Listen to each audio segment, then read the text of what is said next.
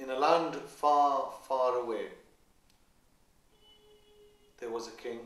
He had 7 queens, but none of the queens had borne him a child. He longed for a child, and one day he went off to see a holy man. The holy man was sitting in the shade of a banyan tree. He went up to the holy man and said, "What good is my kingdom? What good is all this wealth that I possess if I have no child?" The holy man listened patiently to the king, then tapped on the trunk of the tree. 7 leaves fell to the ground. The holy man caught these leaves and gave them to the king, and he says, "Take these, give them to your queens, and God willing, you will have a child from each queen." The king took the leaves, went home, gave 1 leaf to each of the queens. Now, 6 of the queens were lazy, no good layabouts. They sat around, ate and drank all day. The 7th was the youngest one. She did all the housework. She cleaned and dusted and did everything that she could do. Now 6 of the queens, the lazy ones, got the leaves and went, they scoffed their leaves down. The 7th took her leaf and calmly put it on top of a mantelpiece and started doing her household chores again. A goat came along, ran towards the leaf and took a bite out of the leaf and ate half the leaf. The queen got hers, the 7th queen, and ate her leaf.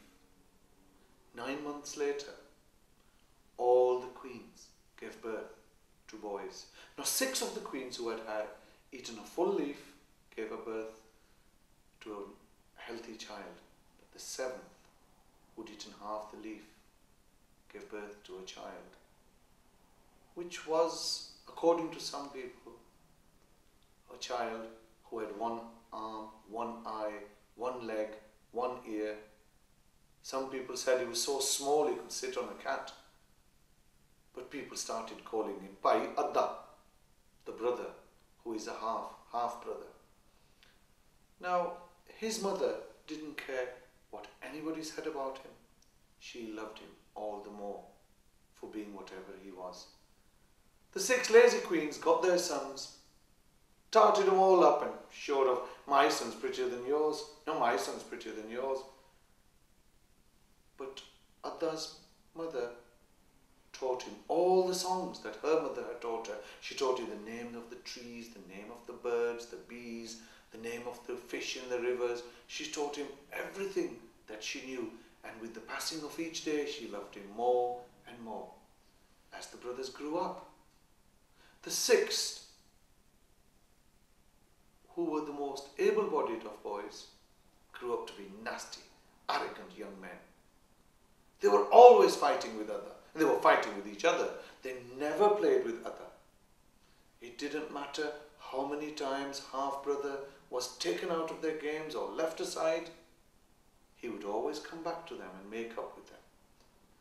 The 6 brothers grew up to be nasty, arrogant young men. Half-brother grew up to be a loving, caring child.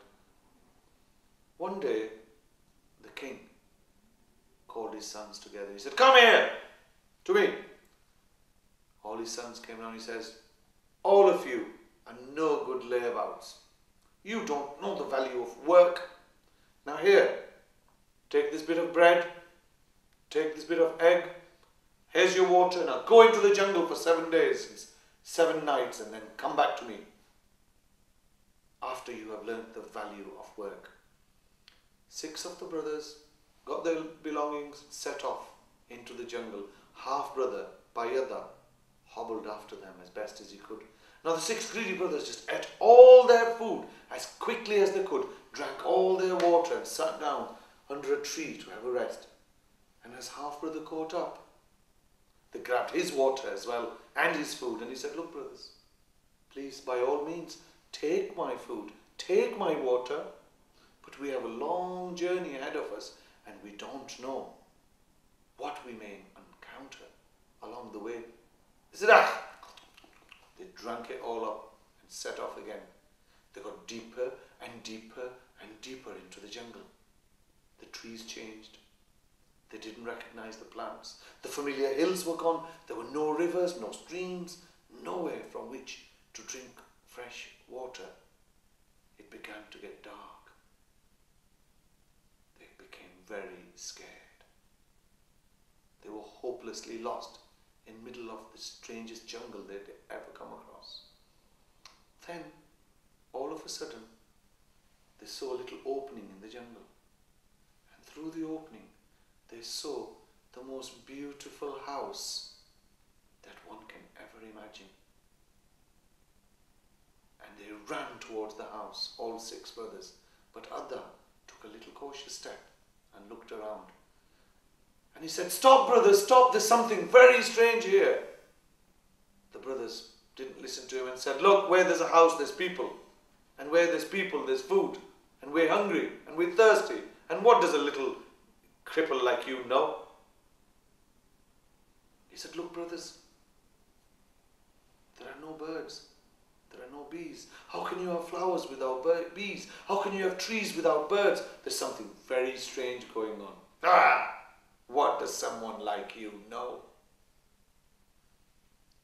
Just then, an old woman came out. She said, "Come, my sons, come. Come, you must be tired and hungry." And it was as if the brothers went into a trance. They followed the waving of the hand of the old woman, and they were led straight towards the front door. It opened, and it was a magnificent room inside into which they went into. There was an enormous big table, and on the table were laid 7 plates. There were 7 chairs, there were 7 glasses, there were 7 plates, and all manner of food that they could imagine. There were chicken tikkas, kebabs, there was boiled rice and lentils and fish and chips, even mushy peas and ice cream and chocolates. All manner of foods that could be imagined were on the table. And 6 of the brothers went,